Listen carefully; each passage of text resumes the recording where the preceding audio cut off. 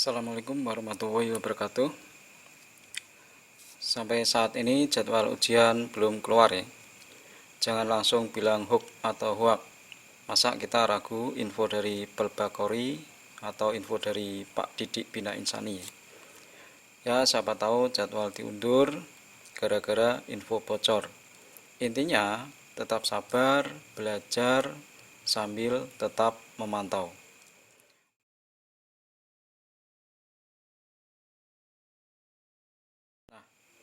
Sekarang kita bahas berkas yang disiapkan jika ada ujian.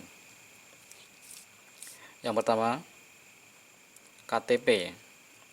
Foto harus jelas. Ya, yang buram segera diperbaiki, nama singkatan dibetulkan jika ada. Kalau pembetulan nama singkatan ini biasanya mengacu pada ijazah terakhir. Kalau ijazah terakhirnya salah, itu nanti akan mengacu ke akte. Nanti pakai suket juga nggak apa-apa, surat keterangan ya, jika belum jadi. Terus paspor bagi yang punya, kalau yang nggak punya ya nggak apa-apa, nggak usah. Berarti masa aktif harus 1 tahun lebih. Kalau kurang baiknya nggak usah dipakai. Terus foto ya, ini penting, ukuran 3,5 kali 4,5 cm. Memang agak aneh ukurannya, tapi mintalah ini. Backgroundnya putih, harus putih ya, jangan krem. Terus tanpa garis tepi. Baju jangan putih ya. Pakai jas atau dasi lebih bagus, boleh jas asli atau editan. Untuk yang cewek tanpa jilbab, terus lainnya tanpa kacamata, telinga terlihat. Kalau cowok rambut panjang diikat, kumis, janggut rapikan atau cukur ya. Terus senyum. Hasil harus jelas ya, bukan dari HP murahan editannya jelek, jangan, kelihatan sekali ya itu nanti. Terus kalau bisa cetak 4, gunting mepet tanpa garis tepi, lalu filenya masukkan ke flash disk. Berikutnya buku tabungan. Nanti kalau ada info maka harus punya buku tabungan yang masih aktif atas nama pribadi ya. Terus ijazah terakhir minimal SMP sederajat, kejar paket B boleh. Kalau ijazah terakhirnya SMA itu masih ditahan, ya pakai SMP dulu nggak apa-apa. Terus nanti jangan lupa minta surat keterangan tidak buta warna ya, dari dokter atau puskesmas. Kalau yang murah ya di puskesmas ini paling 5 ribuan ya. Boleh tidak ketikan asal tidak mencurigakan, alias itu tulisannya itu beda-beda, itu kan mencurigakan ya. Inti tulisannya adalah tidak buta warna, harus ada kata-kata ini, jangan hanya tulisan sehat saja. Kalau sehat dan tidak buta warna boleh, intinya ada kata ini. Nah berikutnya adalah flash disk ukuran bebas ya, nanti harus punya. Terus kalau bisa itu diisi file, terus dicek lagi di komputer filenya sudah masuk apa belum. Kadang kan ada flash disk yang itu ya, sudah diisi tapi ternyata dicek nggak ada itu. Terus jangan lupa nomor HP aktif dan email aktif ya, jangan dirubah sampai lulus ujian. Untuk yang mengambil perikanan nanti harus punya BST sama sertifikat perikanan, ini wajib, terutama saat verifikasi nanti harus sudah punya. Nah berhubung ini kan jadwalnya belum muncul, nah silahkan buat dulu biar nanti nggak dadakan.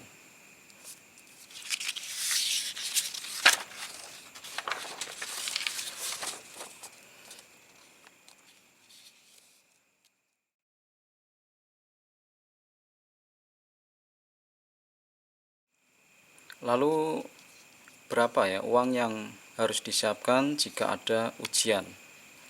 Nah ini rinciannya kalau ada ujian ya. Bayar ujian nanti kisaran adalah 350 ribuan ya. Jadi 24 dolar dikuruskan kisaran ini. Jadi nanti kalau ada LPK kok bayar ujiannya minta berapa, Nah, nanti kan bisa dilihat ya, misal ada LPK yang bayar ujiannya tertulis 500.000, berarti kan dia ambil keuntungan berapa kan bisa dilihat. Terus nanti untuk urusan verifikasi ya, verifikasi nanti ada di Semarang atau Bandung. Nah, nanti kamu nanti dapat di mana dilihat, nanti biasanya sesuai KTP ya. Ini 1 hari saja, tapi perlu disiapkan yaitu transport PP, maka nanti terus menginap, yang menginap, kalau nggak menginap kan sekali jalan kan bisa ya. Nah, itu rinciannya yang bisa disiapkan. Terus nanti kalau ada ujian, nah ini ujian nanti di Semarang atau Jakarta ya, sesuai verifikasi biasanya. Terus ini juga 1 hari. Nah, ini disiapkan transport PP-nya, makan, menginap, dan nah, siapa tahu ada tambahan lagi yaitu tes antigen atau PCR. Ini kalau nggak salah antigen ini sekitar 100-an, kalau PCR ya 300-an lah. Nah, itu yang perlu disiapkan kalau ada ujian biayanya. Nah, jika kamu ikut LPK, nah, misal ya, jika LPK minta 2 juta ya untuk biaya ujian, maka kamu harus minta rincian tertulis. Minta rincian ya. Kamu bandingkan dengan penjelasan saya tadi ya. Masuk akal tidak? Kemahalan tidak? Terus cek lagi dengan rincian biaya awal. Waktu kamu masuk LPK itu biasanya kan dikasih rincian, sama tidak? Apakah malah berubah ya? Nah, itu harus kamu cek. Terus jangan lupa juga nanti minta rincian biaya jika nanti lulus ujian.